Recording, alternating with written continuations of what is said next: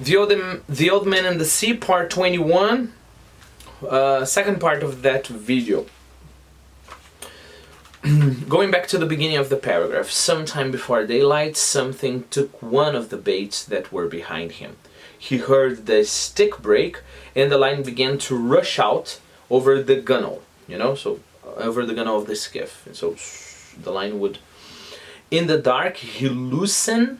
Okay, so here, what I want you to remember, guys. Lose, with a Z sound, L-O-S-E, lose is the verb, okay? So, lose a job, lose my wallet, okay? The past of lose is lost, okay? I lost my wallet, okay? So, lose, lost, lost. Lose, lost, lost, okay? Well, here it's not lose, it's loosened. Okay, first we have to talk about lose. L-O-O-S-E. That's an adjective. Okay? A lose.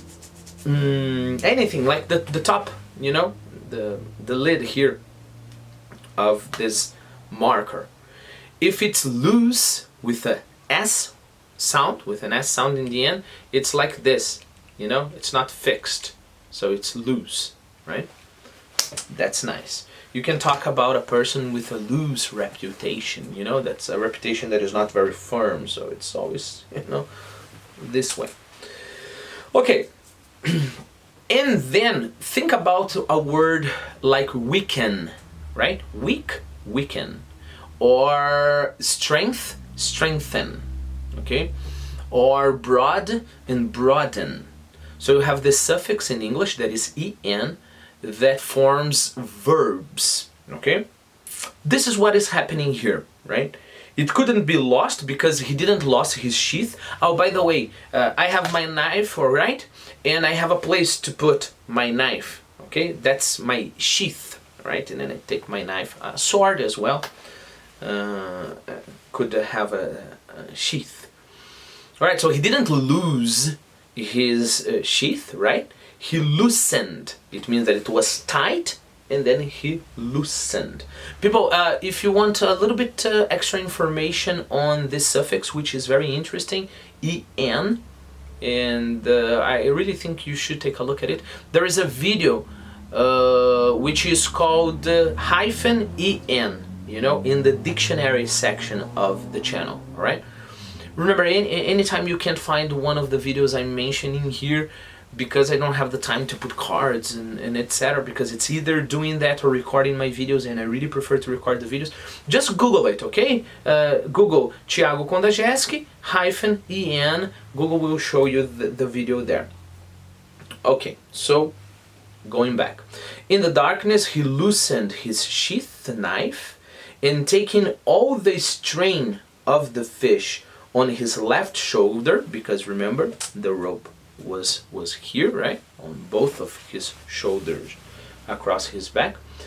And strain here is, the power, strain, many people use force. I'm going to force. You have to force your ears in order to improve it. Strain is better, you really have to strain your ears to try to improve your listening, watching movies. So all the strain of the fish on his left shoulder, he leaned back and cut the line against the wood of the gunwale. I can't go on without realizing, without noting here another very important quality the old man has. He is not too ambitious, and he is determined. He's decided, he's focused, he's firm, right? There is another fish back there, and maybe this fish is, huge as well, and maybe it's easier to catch this fish, and maybe what if there could be a way of using both strains of both fish and catch both? What if, you could try to catch that one, bring it on board, and then, take your time with the other one? What if you just let go this one that is going probably to give you so much trouble and, I don't know, break the line, right? What if, what if, what if, what if? Those what ifs would mean doubt. And doubt, the bad kind of doubt, you know? A doubt that would make the old man weaker, you know?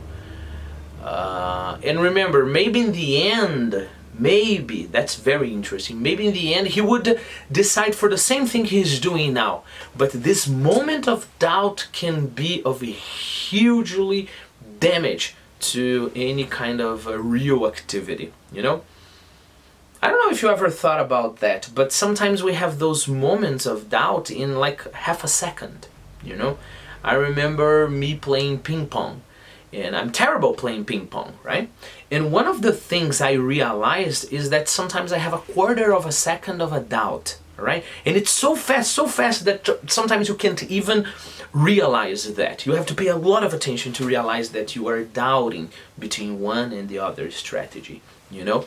And that of course will take that exact moment where the ball would hit exactly the part of the pad that I wanted to hit, all right? Or it would go down or it would go up, right? So what is the conclusion here? The conclusion is when we are performing a physical activity, when you're performing a real activity, all right, we don't think.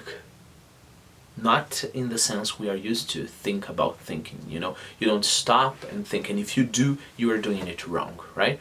A soccer player, I imagine, again, I don't play soccer at all, so maybe I'm more terrible at soccer than at ping pong. But a soccer player, imagine he does one of those beautiful things they do, right? He doesn't think about that, he does that. He has lots of practice, but at that moment, you know, the thing just happens, you know?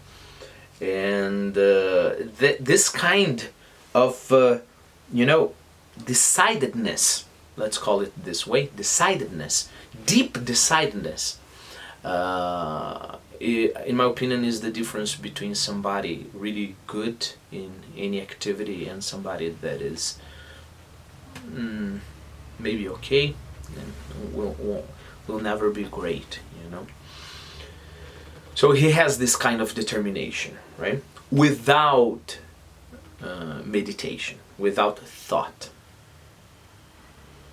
Then he cut the other line closest to him, and in the dark made the loose, adjective here, made the loose ends of the reserve coils fast. So basically he tied all the coils together, right? He worked skillfully with the one hand and put his foot on the coils to hold them as he drew the knots tight. Now he had 6 reserve coils of line.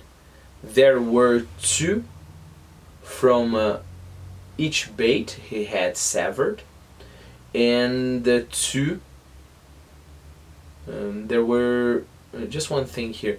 There were 2 from each bait he had severed, and the 2 from the bait fish he had taken, and they were all connected.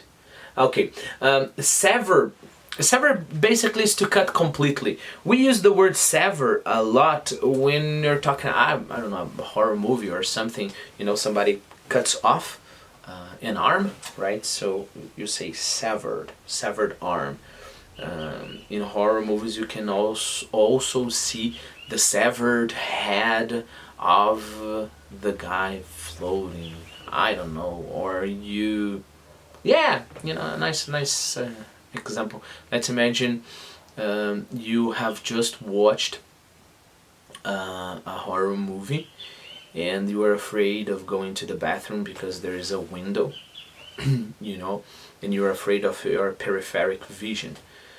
But then you decide to go it anyway because otherwise you have to pee in bed and you don't want to wake, I don't know, people in the house because it's too embarrassing. After all, you are already a teenager or even an adult, right?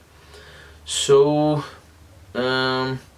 you pass the window and luckily your peripheral vision, you know, doesn't work so well because you are very focused, so you finally are in the bathroom and you say, thanks God. You open the lid of the toilet and you see a severed little head of, apparently it's a man or kind of animal, floating in the water. That would be a nice example of severed. Well, so basically he made all of the lines fast together, right? So he can have everything, all right? And he can focus everything on his big fish.